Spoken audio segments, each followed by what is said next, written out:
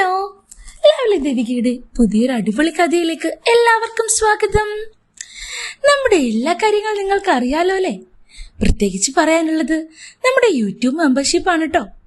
നമ്മുടെ മെമ്പർഷിപ്പ് എടുക്കാനായിട്ട് നിങ്ങൾ സബ്സ്ക്രൈബ് ബട്ടന്റെ തൊട്ടടുത്ത് തന്നെയുള്ള ആ ജോയിൻ ബട്ടൺ ഒന്ന് ഞെക്കിയാൽ മതി.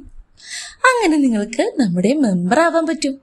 മെമ്പേഴ്സിന് വേണ്ടിയിട്ട് നല്ല സ്പെഷ്യൽ സ്പൈസി കഥകൾ അടങ്ങുന്ന ഒരു ടെലിഗ്രാം ഗ്രൂപ്പ് ഞാൻ ഫ്രീ ആയിട്ട് റെഡിയാക്കി വെച്ചിട്ടുണ്ടേ. നിങ്ങൾക്ക് അതാണ് കിട്ടാൻ പോകുന്ന ബെനിഫിറ്റ്. പിന്നെ അത് മാത്രല്ല, നിങ്ങൾക്ക് എല്ലാവർക്കും നമ്മുടെ എക്സ്ക്ലൂസീവ് ആയിട്ടുള്ള ഈ മാസത്തെ പുതിയ കിഡ്ലൻ സ്റ്റോറീസ് കേൾക്കണമെങ്കിൽ നമ്മുടെ കമന്റ് ബോക്സിലെ പിൻ ചെയ്ത് വെച്ചിരിക്കുന്ന ആദ്യത്തെ കമന്റ് ഒന്ന് ചെക്ക് ചെയ്തോളൂ. അതിൽ നിങ്ങൾക്ക് നല്ല കിഡ്ലൻ സ്റ്റോറീസും കിട്ടും. അത് മാത്രല്ല, ദേവുവിനെ കാണാനുള്ള അവസരം കൂടെ വരുന്നുണ്ട്. അതെങ്ങനെയാന്ന് ഡീറ്റെയിൽ ആയിട്ട് ആ കമന്റ് ചെക്ക് ചെയ്യുമ്പോൾ നിങ്ങൾക്ക് മനസ്സിലാവും കേട്ടോ.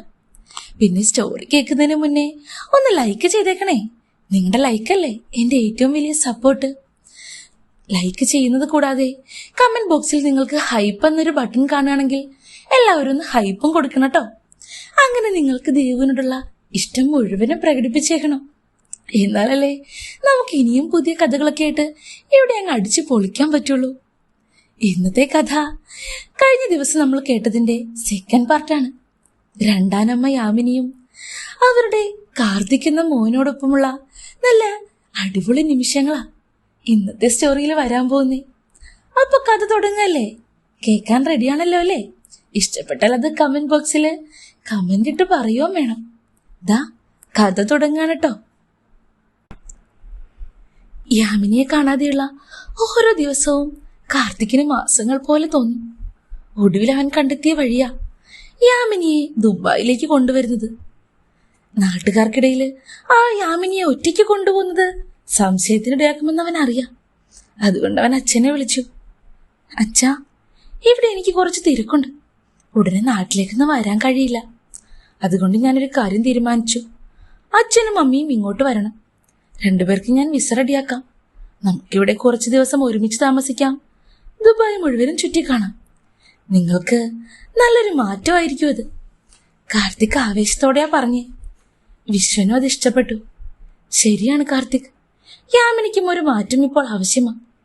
നീ വിസയുടെ കാര്യങ്ങൾ ശരിയാക്കൂ, ഞങ്ങൾ വരാം.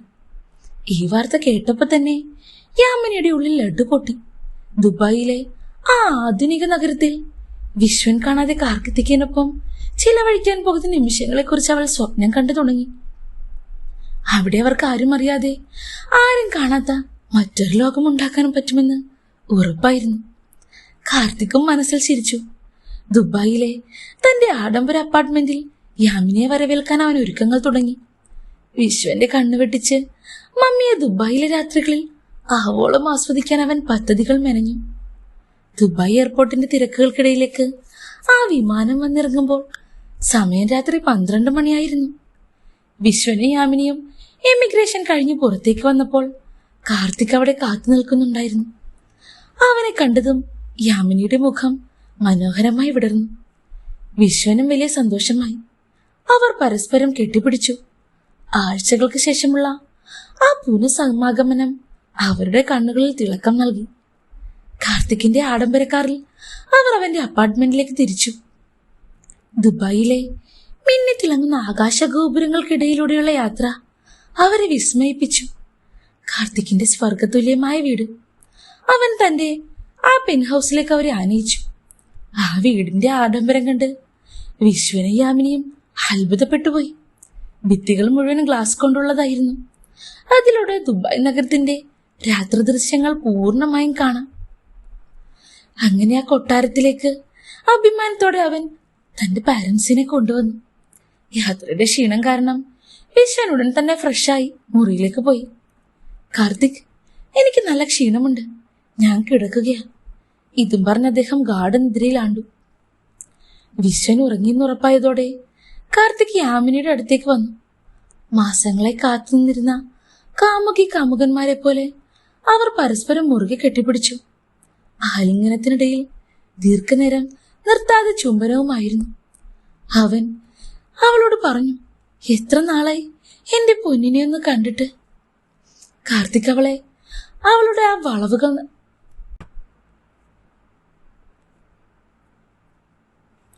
കാർത്തിക് അവളുടെ വളകൾ നിറഞ്ഞ കൈകളിൽ പിടിച്ച് നേരെ കൊണ്ടുപോയത് അടുത്തുള്ള ബാത്റൂമിലേക്കാണ്.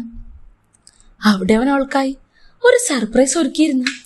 ആ ആഡംബര വില്ലയിൽ വലിയൊരു ബാത്ത് ടബ് നിറയെ റോസാപ്പൂ ഇതളുകൾ വിതറിയിട്ടുണ്ട്. വശങ്ങളിൽ വില കൂടിയ സുഗന്ധം മെഴുകുതിരികൾ എരിയുന്നു. ബാത്ത് ടബിലെ വെള്ളം ഇളം ചൂടോട് കൂടിയതും പതഞ്ഞതുമായിരുന്നു. ലാവൻഡറിന്റെയും ചന്ദനത്തിന്റെയും മാദകമായ ഗന്ധം അവിടെ എങ്ങ് നിറഞ്ഞു നിന്നു. രണ്ടുപേരും ആ ടബിലേക്ക് ഇറങ്ങി. യാമിനിയുടെ ആ സൗന്ദര്യം ആ വളരെ നേർത്ത നിറമുള്ള ആ ബാത്തബിൽ തിളങ്ങി. വളരെ ചെറിയ ലൈറ്റിന്റെ സജ്ജീകരണങ്ങളായിരുന്നു അവിടെ ഉണ്ടായിരുന്നത്. അവളുടെ പക്വമായ ആ കൈകളുടെ സ്പർശനത്തിൽ രണ്ടുപേരും ഒരുപാട് സമയം ആസ്വദിച്ചു. പിന്നീട് പറയാനുണ്ടോ, സുഖത്തിന്റെ കൊടുമുടിയിലേക്കായിരുന്നു രണ്ടുപേരും കടന്നുപോയിരുന്നത്. ആ ബാത്തബിനുള്ളിൽ വെച്ച് അവർ ജീവിതത്തിലെ ഏറ്റവും തീവ്രവും റൊമാൻറ്റിക്കുമായ നിമിഷങ്ങൾ അങ്ങനെ പയ്യെ ആസ്വദിച്ചു തീർത്തു. വെള്ളത്തിന്റെ ആ നനവും റോസാപ്പൂക്കളുടെ ഗന്ധവുമൊക്കെ അവർക്കിടയിൽ പരസ്പരം ആവേശം കൂട്ടി. വെള്ളത്തിൽ കിടക്കുന്ന ആ മമ്മിയെ കണ്ടപ്പോൾ ഒരു മത്സ്യകന്യകയെ പോലെയാണ് അവന് തോന്നിയത്. ഒടുവിൽ വല്ലാതെ തളർന്നിരുന്നു രണ്ടുപേരും. ബാത്റൂം മാത്രം ധരിച്ച് കാർത്തിക്കിന്റെ വലിയ കട്ടിലിൽ രണ്ടുപേരും അന്തിയുറങ്ങി. പിറ്റേന്ന് രാവിലെ തലേ രാത്രിയുടെ സകല ആവേശവും കാരണം വല്ലാത്ത ക്ഷീണത്തിലായിരുന്നു രണ്ടുപേരും. ഒത്തിരി ലൈറ്റായിട്ടാണ് എഴുന്നേറ്റത്. എന്നാൽ അവർ എഴുന്നേൽക്കും മുന്നേ കയ്യിൽ കോഫിയുമായി വിശ്വൻ ആ മുറിയിലേക്ക് വന്നു. കാർത്തിക്, യാമിനി എഴുന്നേൽക്കൂ. അദ്ദേഹം ചിരിച്ചുകൊണ്ടവരെ വിളിച്ചു. യാമിനി ഞെട്ടിപ്പോയി. അവൾ പരിഭ്രമത്തോടെ വിശ്വനെ നോക്കി. തങ്ങൾ രണ്ടുപേരും ഒരുമിച്ച് ഒരേ കട്ടിലിൽ കിടക്കുന്നു.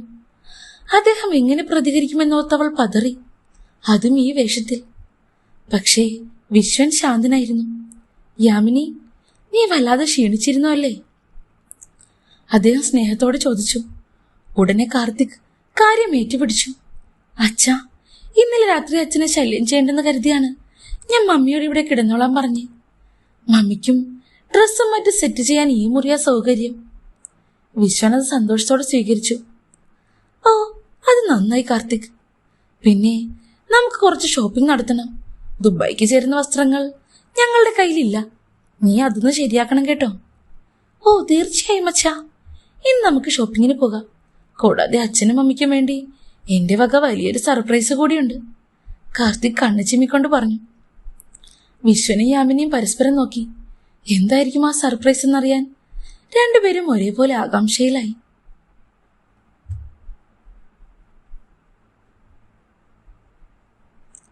പുറമെ അദ്ദേഹം പുഞ്ചിരിക്കുന്നുണ്ടെങ്കിലും തന്റെ മകന്റെ കിടക്കയിൽ ഒരു ബാത്റൂം മാത്രം ധരിച്ച് യാമിനി കിടക്കുന്ന കണ്ടപ്പോൾ അദ്ദേഹത്തിന്റെ ഉള്ളിൽ സംശയം ഏതാണ്ട് ഉറപ്പായി. സാധാരണ ഒരു മകനും അമ്മയും തമ്മിലുള്ള സ്നേഹത്തിനപ്പുറം അന്യമായ മറ്റെന്തോ ഉണ്ട് അവർക്കിടയിലെന്ന് അയാൾക്ക് മനസ്സിലായി. അവിടെ മറ്റെന്തോ നടന്നിട്ടുണ്ടെന്ന് ആ മുറിയിലെ സുഗന്ധവും അവരുടെ തളർച്ചയും ആ ബാത്റൂമിലെ സജ്ജീകരണങ്ങളൊക്കെ കണ്ടപ്പോൾ അദ്ദേഹത്തിന് മനസ്സിലായിരുന്നു. എങ്കിലും വിശ്വൻ ദേഷ്യപ്പെട്ടില്ല. പകരം അദ്ദേഹത്തിന്റെ ചിന്തകൾ വിചിത്രമായൊരു വഴിയിലേക്കാണ് നീങ്ങിയത്. ദുബായിലെ ഏറ്റവും വലിയ മാളിലെത്തിയപ്പോൾ കാർത്തിക് അവർക്കായി വില കൂടിയ വസ്ത്രങ്ങൾ തിരഞ്ഞെടുത്തു. വിശ്വനാവട്ടെ യാമിനിക്കായി അതീവ ഗ്ലാമറസായ വസ്ത്രങ്ങൾ തിരഞ്ഞെടുക്കുവാൻ കാർത്തിക്കിനെ പ്രേരിപ്പിച്ചു. കാർത്തിക്, നിന്റെ മമ്മിക്ക് ദുബായ് സ്റ്റൈലുള്ള വസ്ത്രങ്ങൾ നോക്കൂ. കുറച്ച് മോഡേൺ ആയാലും കുഴപ്പമില്ല, അവൾക്കതൊക്കെ ചേരും. വിശ്വൻ പുഞ്ചിരിയോടെയാണ് അതൊക്കെ പറഞ്ഞിരുന്നത്. എന്നാൽ കാർത്തിക് അത്ഭുതപ്പെട്ടു പോയിരുന്നു. എന്തായിരിക്കും ഇങ്ങനെ ഡ്രസ്സൊക്കെ സെലക്ട് ചെയ്യാൻ അച്ഛനെ പ്രേരിപ്പിച്ചതെന്ന് ഓർത്തിട്ട് അവനൊരു പിടിയും കിട്ടുന്നില്ല. കാർത്തിക് അച്ഛന്റെ ആഗ്രഹം പോലെ തന്നെ ചെയ്യാൻ തീരുമാനിച്ചു. അച്ഛൻ എത്രത്തോളം ഫ്രീ ആവുമെന്ന് അവൻ ഒരിക്കലും കരുതിയിരുന്നുമില്ല. യാമിനി ആവട്ടെ ഓരോന്ന് വെളിവാക്കുന്ന വസ്ത്രങ്ങൾ തിരഞ്ഞെടുത്തു. ട്രയൽ റൂമിൽ നിന്ന് ഓരോന്ന് ധരിച്ച് പുറത്തു വരുമ്പോഴേക്കും വിശ്വൻ കാർത്തിക്കിനോട് ചോദിച്ചു. നോക്കൂ കാർത്തിക്, മമ്മി സുന്ദരിയായിട്ടില്ലേ? നിനക്കെന്ത് തോന്നുന്നു? കാർത്തിക്കിന്റെ കണ്ണുകൾ യാമിനിയുടെ സൗന്ദര്യം തിങ്ങി നിൽക്കുന്ന ആ ഉടലിൽ ഉടക്കി നിന്നു. അവളുടെ പക്വമായ സൗന്ദര്യം ആ വസ്ത്രങ്ങളിൽ കൂടുതൽ വശ്യമായി തോന്നി. അച്ഛൻ തന്റെ ഭാര്യയെ മകന് മുന്നിൽ പ്രദർശിപ്പിക്കുകയാണെന്ന് കാർത്തികിന് പതുക്കെ മനസ്സിലായി. ഷോപ്പിംഗ് കഴിഞ്ഞ് മടങ്ങിയെത്തിയപ്പോൾ കാർത്തിക് തന്റെ സർപ്രൈസ് വെളിപ്പെടുത്തി. അച്ഛാ, മമ്മി, നിങ്ങൾക്ക് രണ്ടുപേർക്കുമായി ഞാൻ ദുബായിലെ ഏറ്റവും പ്രശസ്തമായ 7 സ്റ്റാർ ഹോട്ടലിൽ ഒരു ഹണിമൂൺ പാക്കേജ് ബുക്ക് ചെയ്തിട്ടുണ്ട്. നാളെ നിങ്ങൾ അവിടെ പോയി എൻജോയ് ചെയ്യണം. അവർ അത് കേട്ട് പരസ്പരം അല്പം നാണത്തോടെ നോക്കി. സമുദ്രത്തിന് അഭിമുഖമായിട്ടുള്ള ആ മുറി ഒരു സ്വർഗം പോലെയായിരുന്നു. മുറി നിറയെ ചുവന്ന റോസാപ്പൂക്കൾ വിതറിയിരുന്നു. വശങ്ങളിൽ മുന്തിയ തരം വൈനും ചോക്ലേറ്റും ഒരുക്കി വെച്ചിട്ടുണ്ട്. മുറിയുടെ നടുവിൽ തന്നെയുള്ള കൂറ്റൻ കിങ് സൈസ് ബെഡിൽ വെളുത്ത പട്ടുതുണികൾ കൊണ്ട് അലങ്കരിച്ചിരിക്കുന്നു. ആധുനികമായ ലൈറ്റിങ്ങും ബാത്ത് ടബിലെ സുഗന്ധമൊക്കെ ആ അന്തരീക്ഷത്തെ അതീവ റൊമാൻറ്റിക്കായി മാറ്റി. എനിക്ക് നാളെ ഒരു പ്രധാനപ്പെട്ട മീറ്റിംഗ് ഉണ്ട്, അതുകൊണ്ട് ഇപ്പോഴേ പോണം. നിങ്ങൾ രണ്ടുപേരും ഈ സുഖസൗകര്യങ്ങൾ ആസ്വദിക്കൂ. ഇതും പറഞ്ഞ് കാർത്തിക് അവരെ അവിടെ ആക്കി മടങ്ങി. എന്നാൽ പിറ്റേന്നവർ തിരികെ കാർത്തിക്കിന്റെ അപ്പാർട്ട്മെന്റിൽ എത്തിയപ്പോഴേക്കും രണ്ടുപേരുടെയും മുഖത്ത് പഴയ സന്തോഷമില്ലായിരുന്നു. വിശ്വൻ വല്ലാതെ തളർന്നതുപോലെയും നിശബ്ദനായിരുന്നു. യാമിനിയുടെ കണ്ണുകളിലും ഒരു തരം ശൂന്യത പ്രകടമായിരുന്നു. ആ മനോഹരമായ രാത്രി അവർക്ക് വേണ്ടത്ര ആസ്വദിക്കാൻ കഴിഞ്ഞില്ലെന്ന് അവരുടെ മുഖഭാവം വിളിച്ച് പറയുന്നുണ്ടായിരുന്നു. വിശ്വൻ തന്റെ മുറിയിലേക്ക് പോയപ്പോൾ യാമിനിയും കാർത്തിക്കും ലിവിംഗ് റൂമിൽ തനിച്ചായി. കാർത്തിക് അവളുടെ അരികിലേക്ക് ചെന്ന് പതുക്കെ ചോദിച്ചു, മമ്മി, എന്താണ് പറ്റിയത്? സന്തോഷമായില്ലേ? അവൻ താഴ്ന്ന സ്വരത്തിൽ ചോദിച്ചു. യാമിനിയുടെ കണ്ണുകൾ നിറഞ്ഞു. അവൾ അവനെ ചേർത്ത് പിടിച്ചു മന്ത്രിച്ചു. കാർത്തിക്, ആ രാത്രിയിൽ നിന്നെ ഞാൻ ഒരുപാട് മിസ് ചെയ്തു. ആ മനോഹരമായ മുറിയിൽ എന്റെ കൂടെ ആ രാത്രി നീയായിരുന്നു കാർത്തിക് ഉണ്ടാവേണ്ടിയിരുന്നത്. ഞാൻ ഓരോ നിമിഷവും നിന്നെയായിരുന്നു അവിടെ ആഗ്രഹിച്ചേ. എനിക്ക് വല്ലാതെ സങ്കടം വരുന്നു. അല്പം കഴിഞ്ഞ് കാർത്തിക് അച്ഛന്റെ മുറിയിലേക്ക് നടന്നു. വിശ്വൻ ജനാലയ്ക്കൽ ദൂരേക്ക് നോക്കി നിൽക്കുകയായിരുന്നു. അച്ഛാ, എന്താ പറ്റിയത്? ഇത്രയധികം സങ്കടപ്പെടുന്നത് എന്തിനാണ്? വിശ്വനൊരു ദീർഘനിശ്വാസം വിട്ട് അവനെ നോക്കി. അത് എനിക്ക് നിന്നോട് കുറച്ച് സംസാരിക്കാനുണ്ട് കാർത്തിക്. പറഞ്ഞോളൂ അച്ഛാ. അച്ഛൻ എന്ത് വേണമെങ്കിലും എന്നോട് പറയാമല്ലോ. കാർത്തിക്, എനിക്ക് വലിയ വിഷമമുണ്ട്. ഇത്രയും മനോഹരമായ ഒരിടത്ത് അങ്ങോട്ടേക്ക് കൊണ്ടുപോയിട്ട് നിന്റെ മമ്മിയെ സന്തോഷിപ്പിക്കാൻ എനിക്ക് കഴിഞ്ഞില്ല. ഞാനിപ്പോൾ വെറുമൊരു വൃദ്ധനാണ് മോനെ. അവൾക്ക് വേണ്ടത് ഒരു ചെറുപ്പക്കാരന്റെ കരുത്തും സ്നേഹവുമാണ്. ആ മനോഹരമായ രാത്രി അവൾക്ക് വേണ്ടി പൂർണ്ണമാക്കാൻ എനിക്ക് കഴിഞ്ഞില്ലല്ലോ എന്നോർക്കുമ്പോൾ എനിക്ക് എന്നോട് തന്നെ നിരാശ തോന്നുന്നു. കാർത്തിക്, നീ എന്റെ പാരമ്പര്യമാ. ഞാൻ എവിടെയാണോ തളരുന്നത് അവിടെ എനിക്ക് പകരക്കാരനായി നീ വരണമെന്ന് ഞാൻ ആഗ്രഹിക്കുന്നു. നീ അത് മനസ്സിലാക്കുമെന്ന് ഞാൻ കരുതുന്നു. എനിക്കൊരു കാര്യം നിന്നോട് പറയാനുള്ളത് എന്താണെന്നോ? യാമിനി നിന്റെ മമ്മിയാണ്, പക്ഷെ നിനക്ക് ജന്മം നൽകിയവളല്ല. ഞാൻ എന്താ ഉദ്ദേശിക്കുന്നതെന്ന് നിനക്ക് മനസ്സിലാവുന്നുണ്ടല്ലോ അല്ലേ? വിശ്വന്റെ ആ വാക്കുകൾ കാർത്തിക്കിനെ ഞെട്ടിച്ചു. അച്ഛൻ തനിക്ക് മമ്മിയെ പൂർണ്ണമായും വിട്ടു നൽകുകയാണെന്നോ? അവരെ ഒന്നിപ്പിക്കാൻ അദ്ദേഹം തന്നെ വഴി തുറക്കുകയാണെന്നും കാർത്തിക് തിരിച്ചറിഞ്ഞു. അച്ഛന്റെ സമ്മതത്തോടെ തന്റെ മമ്മിയെ ആവോളം ആസ്വദിക്കാനുള്ള അനുവാദം അതാ അവന് ലഭിച്ചിരിക്കുന്നു. വിശ്വൻ കാർത്തിക്കിനെ ചേർത്ത് പിടിച്ചു. അദ്ദേഹത്തിന്റെ കണ്ണുകളിൽ ഒരു പ്രത്യേക തിളക്കമുണ്ടായിരുന്നു. മോനെ, എന്റെ പ്രിയപ്പെട്ടവൾക്ക് നൽകാൻ കഴിയാത്ത സന്തോഷം എന്റെ മകനിലൂടെ ലഭിക്കുമെന്ന തിരിച്ചറിവ് ഞാനിപ്പോൾ വിശ്വസിക്കുന്നു. നിന്നെക്കൊണ്ടത് കഴിയുമെന്ന് ഉള്ള ആശ്വാസത്തിലാണ് ഞാൻ. കാർത്തിക്, ഞാൻ പറഞ്ഞതിന്റെ അർത്ഥം നിനക്കിനിയും മനസ്സിലായില്ലെന്നുണ്ടോ? നീ ഇപ്പോൾ തന്നെ മമ്മിയും കൂട്ടി പുറത്തേക്ക് പോണം. നിങ്ങൾക്ക് രണ്ടുപേർക്കും താല്പര്യമുണ്ടെങ്കിൽ നിങ്ങളുടെ സന്തോഷത്തിൽ എനിക്ക് എതിർപ്പില്ല. മാത്രമല്ല, അതിലേറെ സന്തോഷവാനുമാണ് ഞാൻ. നീ പതിയെ മമ്മിയുമായി പുറത്തുപോയി അവളിത് പറഞ്ഞ് മനസ്സിലാക്കണം, കേട്ടോ? നിങ്ങൾ പുറത്തുപോയി വരുമ്പോഴേക്കും ഞാൻ നിങ്ങൾക്കായി ഒരു സർപ്രൈസ് ഇവിടെ ഒരുക്കി വയ്ക്കാം. നീ എനിക്ക് തന്ന അത്ര വലിയ ആഡംബരമൊന്നും ആയിരിക്കില്ല, എങ്കിലും നിങ്ങൾക്കത് ഇഷ്ടപ്പെടും. കാർത്തിക്കിന്റെ ഉള്ളിൽ വിശ്വനോടുള്ള ബഹുമാനവും സ്നേഹവും ഇരട്ടിച്ചു. അവൻ അച്ഛന്റെ കയ്യിൽ മുറുകെ കെട്ടിപ്പിടിച്ചു. അച്ഛാ, ഞാൻ ഒരിക്കലും അച്ഛനെ നിരാശപ്പെടുത്തില്ല. അച്ഛന്റെ വിശ്വാസം കാത്തു സൂക്ഷിക്കും. കാർത്തിക് നേരെ ലിവിംഗ് റൂമിലേക്ക് ചെന്നു. യാമിനിയുടെ അടുത്തേക്ക് ചെന്ന് അവളെ എഴുന്നേൽപ്പിച്ചു. വരൂ, നമുക്കൊന്ന് പുറത്തു പോയി വരാം. അച്ഛൻ സമ്മതിച്ചു. അതെയോ? അവൻ ആവേശത്തോടെ പറഞ്ഞു. യാമിനി അത്ഭുതത്തോടെ അവനെ നോക്കി. എന്തു സമ്മതിച്ചുവെന്ന്? വിശ്വേട്ടൻ എന്തെങ്കിലും അറിഞ്ഞു? കാർത്തിക് അവളെ കാറിനടുത്തേക്ക് കൂട്ടിക്കൊണ്ടുപോയി. യാത്രക്കിടയിൽ അവൻ അച്ഛന് പറഞ്ഞ ഓരോ കാര്യം അവളോട് വിശദീകരിച്ചു. അച്ഛന്റെ നിരാശയും പഴയ പോലെ കരുത്തനല്ലെന്നുള്ള തിരിച്ചറിവും എല്ലാറ്റിനുപരിയായി യാമിനിയുടെ സന്തോഷത്തിനായി അവളെ അച്ഛന് പറ്റാത്ത കാര്യങ്ങൾക്ക് വേണ്ടി മകന് വിട്ടു നൽകുന്നു എന്നുള്ള കാര്യവും അവൻ യാമിനിയോട് വെളിപ്പെടുത്തി.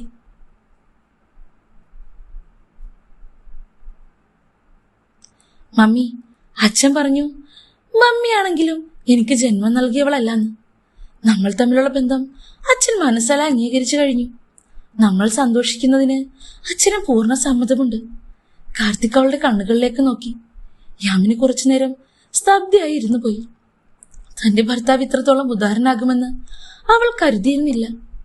തന്റെ ആഗ്രഹങ്ങൾ അറിഞ്ഞ് അദ്ദേഹം തന്നെ വഴിമാറിക്കൊടുക്കുകയെന്ന് തിരിച്ചറിഞ്ഞപ്പോൾ അവളുടെ ഉള്ളിൽ കാർത്തിക്കിനോടുള്ള പ്രണയം ഇരട്ടിയായി. വിശ്വനോടുള്ള സ്നേഹവും. വിശ്വട്ടൻ അത്രയും അറിഞ്ഞെങ്കിൽ ഇന്ന് നമുക്ക് ഒളിച്ചൊഴിക്കാൻ ഒന്നുമില്ല മോനെ. അവളവന്റെ തോളിലേക്ക് ചാഞ്ഞു മന്ത്രിച്ചു. രണ്ടുപേർക്കും അത്രയധികം സന്തോഷമുള്ള ദിവസം ഇല്ലായിരുന്നു എന്ന് വേണമെങ്കിൽ പറയാം. ദുബായിലെ ആഡംബര റെസ്റ്റോറന്റിലും കടൽ തീരത്തുമായി അവർ ഒരു പുതിയ കാമുകന്മാരെ പോലെ സമയം ചിലവഴിച്ചു. അച്ഛന്റെ സമ്മതം ലഭിച്ചതോടെ അവരുടെ ഇടയിലുണ്ടായിരുന്ന ചെറിയൊരു ഭയവും ഇപ്പോൾ വിട്ടുമാറി.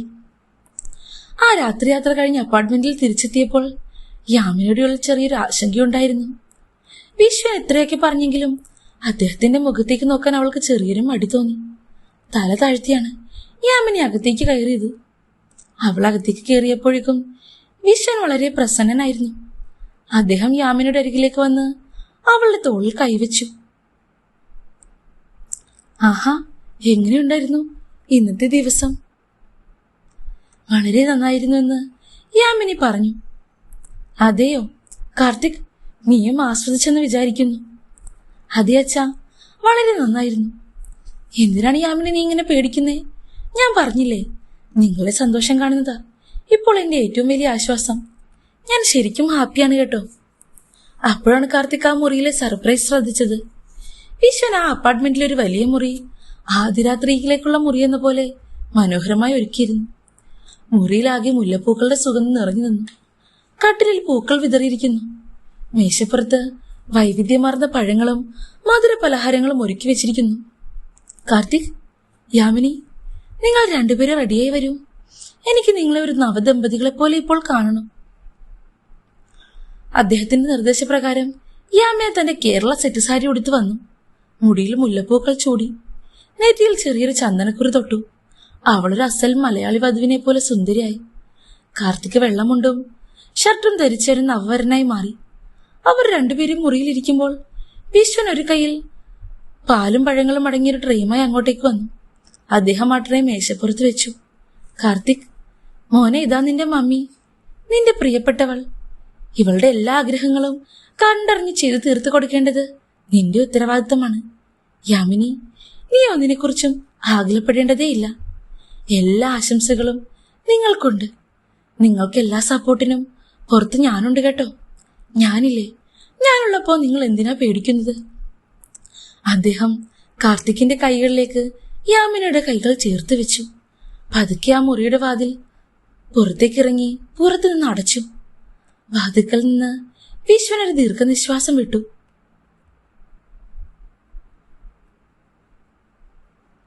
തന്റെ മകനും ഭാര്യയും ആ മുറിക്കുള്ളിൽ പ്രണയത്തിന്റെ പുതിയ ലോകം കണ്ടെത്തുന്നത് ഭാവനയിൽ കണ്ടപ്പോൾ തന്നെ അദ്ദേഹത്തിന് വലിയൊരു ആശ്വാസം തോന്നി. മുല്ലപ്പൂക്കളുടെ സുഗന്ധം വായുവിൽ അലിഞ്ഞു ചേർന്നിരുന്ന ആ മുറിയിൽ വിശ്വൻ വാതിൽ പുറത്തുനിന്ന് പൂട്ടിയതോടെ ഒരു നിഗൂഢമായ നിശബ്ദത പടർന്നു. കേരള സെറ്റ് സാരിയിൽ ഒരു നവവധുവിനെ പോലെ നിൽക്കുന്ന യാമിനിയുടെ രൂപം കാർത്തിക്കിന്റെ ഉള്ളിൽ വലിയൊരു സ്നേഹപ്രവാഹം തന്നെ സൃഷ്ടിച്ചു.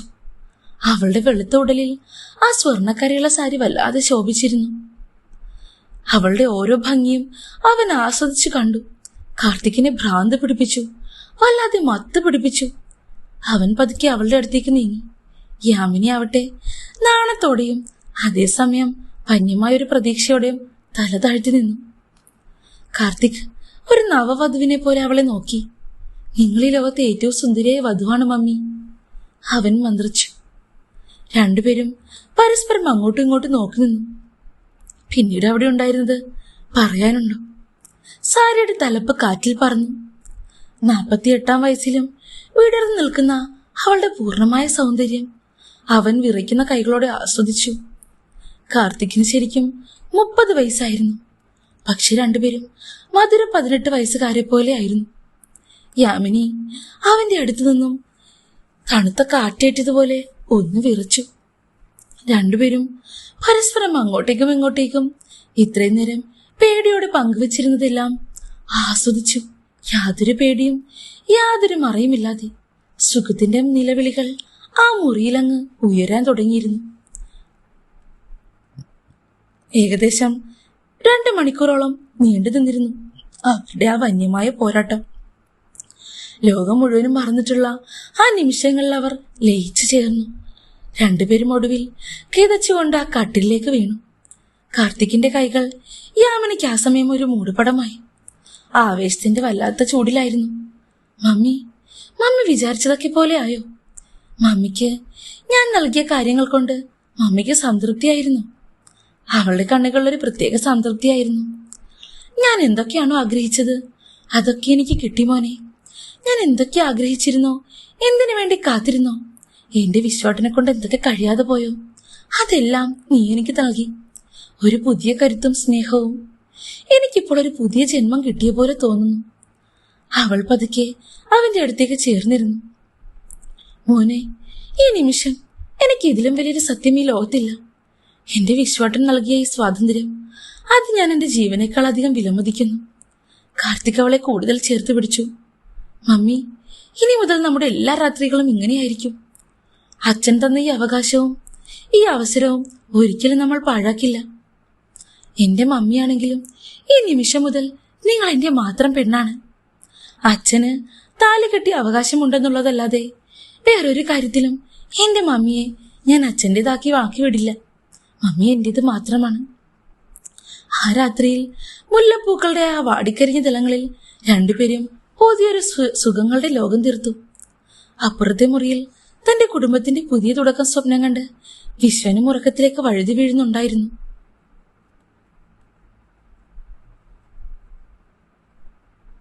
പിറ്റേന്നത്തെ പ്രഭാതം വിരിഞ്ഞപ്പോൾ ആ മുറിയിലെ മുല്ലപ്പൂക്കളുടെ ഗന്ധത്തിന് വല്ലാത്തൊരു പ്രണയലഹരിയായിരുന്നു.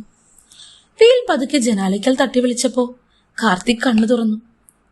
യാമിനിയെ കണ്ടപ്പോഴേക്കും അവന്റെ ഉള്ളിൽ ആവേശം അലതല്ലി. രണ്ടുപേരും പരസ്പരം പടർന്നു കയറി. ശരിക്കും പറഞ്ഞാൽ രാത്രിയിൽ ഉണ്ടായിരുന്നതിന്റെ ആവേശം രാവിലെയും ഒട്ടും ചോരാതെ അവരുടെ ഉള്ളിൽ ബാക്കിയുണ്ടായിരുന്നു. അവരുടെ ഉള്ളിലെ ആ വന്യതയും ആഗ്രഹവും ഒട്ടും അടങ്ങിയിരുന്നില്ല. ശ്വാസമടക്കി ആ സുഖം രണ്ടുപേരും പരസ്പരം ആസ്വദിച്ചു. ഇനി മുതലുള്ള എല്ലാ ദിവസവും ഇങ്ങനെയായിരിക്കും എന്നുള്ള ആ ഓർമ്മ രണ്ടുപേരുടെയും വികാരങ്ങൾ പതിവിലധികം കൂടും. അപ്പോഴാണ് പുറത്തെ മുറിയിൽ പാസ്പോർട്ട് തിരയുന്ന വിശ്വന്റെ ശബ്ദം കേട്ടത്. കാർത്തിക്, യാമിനി, നിങ്ങൾ ഉണർന്നോ? എന്റെ പാസ്പോർട്ട് അവിടെ എവിടെയെങ്കിലും ഉണ്ടോ എന്ന് നോക്കാൻ വന്നതാണ് എന്ന് പറഞ്ഞുകൊണ്ട് അദ്ദേഹം പതുക്കെ വാതിൽ തുറന്നു. അവർ രണ്ടുപേരും അപ്പോഴും ഉറങ്ങുകയാണെന്ന് കരുതിയാണ് അദ്ദേഹം വാതിലിൽ മുട്ടാതിരുന്നു. പക്ഷെ വാതിൽ തുറന്ന വിശ്വൻ അവിടെ കണ്ട കാഴ്ചയിൽ തറഞ്ഞു പോയിരുന്നു. തന്റെ മകനും ഭാര്യയും അവിടെ ആറാടുകയായിരുന്നു. അദ്ദേഹം ഒന്ന് ഞെട്ടിയിരുന്നു. കാർത്തിക്കും യാമിനിയും പെട്ടെന്ന് തിരിഞ്ഞു നോക്കി. രണ്ടാളുടെ ശ്വാസം നിലച്ച പോലെ. യാമിനി തന്റെ ശരീരം ഒന്ന് ഒതുക്കാൻ ശ്രമിച്ചെങ്കിലും കാർത്തികിന്റെ ശരീരത്തിൽ നിന്ന് അവൾ പിടിവിടാതെ മുറുകെ പിടിച്ചിരുന്നു. വിശ്വട്ടാ, സോറി, ഞങ്ങൾ യാമിനി കിതച്ചുകൊണ്ട് പറഞ്ഞു. അവളുടെ മുഖം നാണം കൊണ്ടോ എന്തൊക്കെയോ കൊണ്ട് ചുവന്ന് തുടുത്തിരുന്നു. വിശ്വൻ പതുക്കെ അകത്തേക്ക് കടന്നു. അദ്ദേഹത്തിന്റെ കണ്ണുകൾ ദേഷ്യമല്ല, മറിച്ച് വല്ലാത്തൊരു വാത്സല്യവും ആവേശവുമായിരുന്നു. അദ്ദേഹം ഡ്രസ്സറിൽ നിന്ന് തന്റെ പാസ്പോർട്ട് എടുത്തു.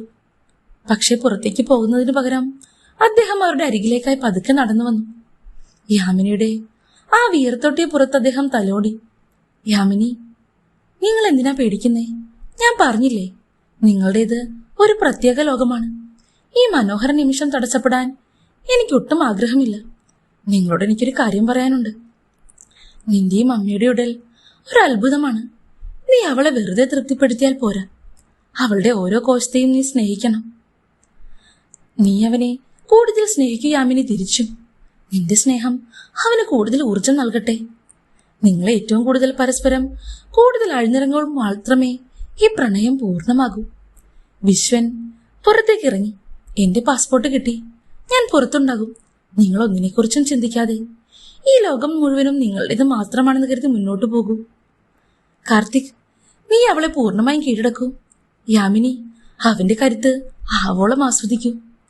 ഈ ഉപദേശം നൽകി വിശ്വനൊരു തൃപ്തിയോടെ പുഞ്ചിരിച്ച് പതുക്കെ പുറത്തിറങ്ങി വാതിലടച്ചു. വിശ്വൻ നൽകിയ ആ അനുവാദവും ഉപദേശവും അവരിൽ പുതിയൊരു ഊർജ്ജം നിറച്ചു.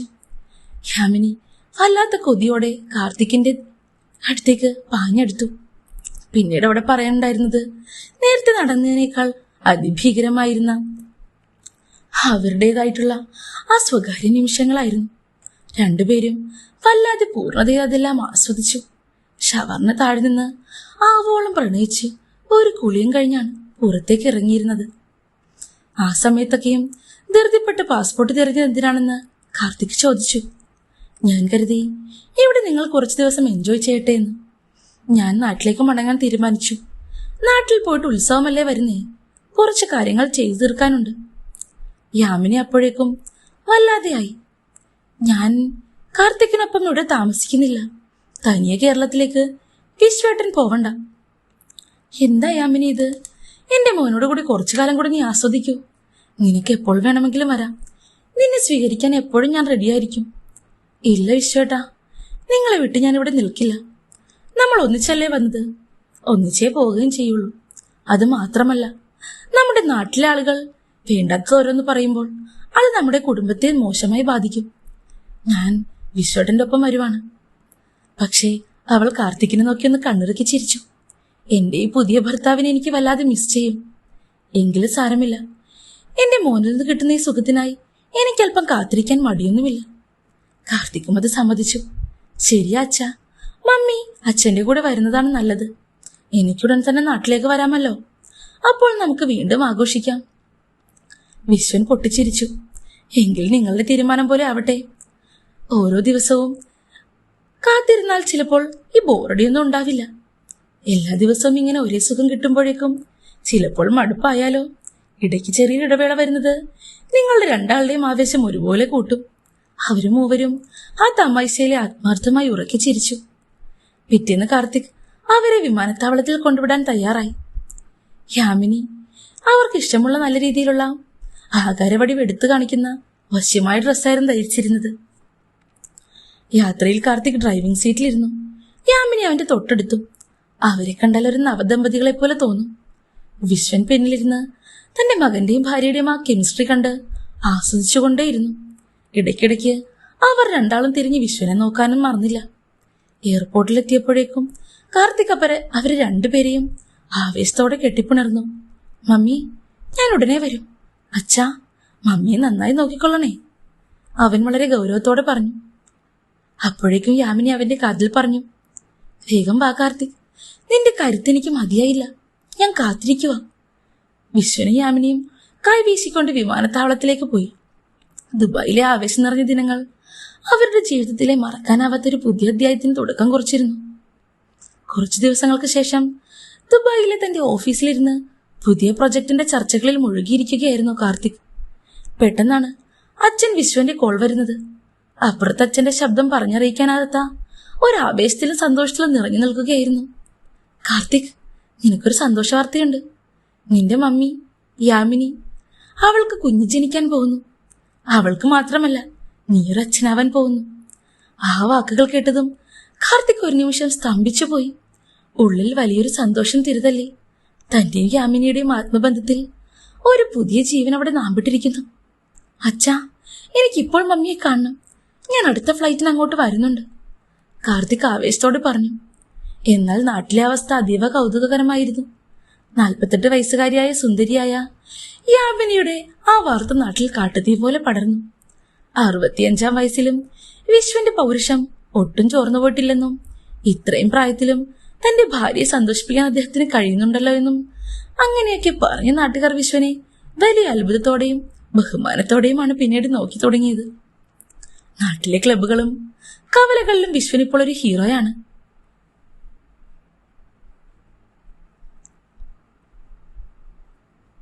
നോക്കൂ വിശ്വട്ടനെ, ഈ പ്രായത്തിലും അദ്ദേഹം എത്ര ഊർജ്ജസ്വലനാണ് എന്നൊക്കെയുള്ള സംസാരം വിശ്വന് വലിയൊരു അഭിമാനം നൽകി. തന്റെയും മകന്റെയും രഹസ്യം ലോകത്തിനു മുന്നിൽ വളരെ വലിയ വിജയമായി മാറിയതിൽ അദ്ദേഹം മനസ്സാഭിമാനിച്ചു. 2 ദിവസത്തിനു ശേഷം കാർത്തിക് തറവാട്ടിലേക്ക് പറന്നെത്തുമായിരുന്നു. ഉമ്മറത്ത് വിശ്വൻ ചിരിച്ചുകൊണ്ട് നിൽക്കുന്നു. അകത്തേക്ക് ഓടിക്കയറിയ കാർത്തിക് അവൻ കണ്ടത് അവനെ കാത്തു നിൽക്കുന്ന യാമിനെയാ. അവനവളെ തന്നോട് ചേർത്ത് മുറുക്കെ കെട്ടിപ്പിടിച്ചു. മമ്മി, ഞാൻ എത്ര സന്തോഷത്തിലാണെന്നറിയാമോ? കാർത്തിക് അവളുടെ ചെവിയിൽ മന്ത്രിച്ചു. യാമിനെ അവനെ നോക്കി മനോഹരമായി ചിരിച്ചു. വിശ്വൻ പതുക്കെ മുറിയിലേക്ക് വന്നു. ആ 3 പേരും ഒരുമിച്ച് നിന്നപ്പോൾ ആ വീട് വലിയൊരു സ്നേഹത്തിന്റെ തണലിലായിരുന്നു. ലോകം വിശ്വനെ പ്രശംസിക്കുമ്പോഴും ആ 3 പേർക്ക് മാത്രം അറിയാവുന്ന ആ മനോഹരമായ രഹസ്യം ആ തറവാടിന്റെ ഭിത്തിക്കുള്ളിൽ എന്നും ഭദ്രമായിരിക്കും. തങ്ങളുടെ സന്തോഷവും അഭിമാനവും ഒത്തുചേർന്ന ആ പുതിയ ജീവിതത്തിലേക്ക് അവർ കാലെടുത്തു വെച്ചു. എങ്ങനെയുണ്ട് നമ്മുടെ കഥ? എല്ലാവർക്കും ഇഷ്ടപ്പെട്ടില്ലേ? എനിക്കും ഒരുപാട് ഇഷ്ടമായിരുന്നു. ആരും കൊതിച്ചു പോകുന്ന രീതിയിലുള്ള വിശ്വന്റെയും കാർത്തിക്കിന്റെയും യാമിനിയുടെയും കഥ. ഇഷ്ടപ്പെട്ടവരെല്ലാവരും നിങ്ങളുടെ അഭിപ്രായം കമന്റായി പറയണം കേട്ടോ. എനിക്ക് വേണ്ടിയിട്ട് ഒരു കമന്റെങ്കിലും ഇടില്ലേ?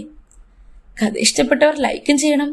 നിങ്ങൾക്ക് സുഹൃത്തുക്കളുണ്ടെങ്കിൽ എല്ലാവർക്കും കഥയൊന്ന് ഷെയറും ചെയ്ത് കൊടുക്കണേ. അടുത്ത ദിവസം മറ്റൊരു സൂപ്പർ കഥയുമായി വീണ്ടും വരാമേ. Bye bye dears.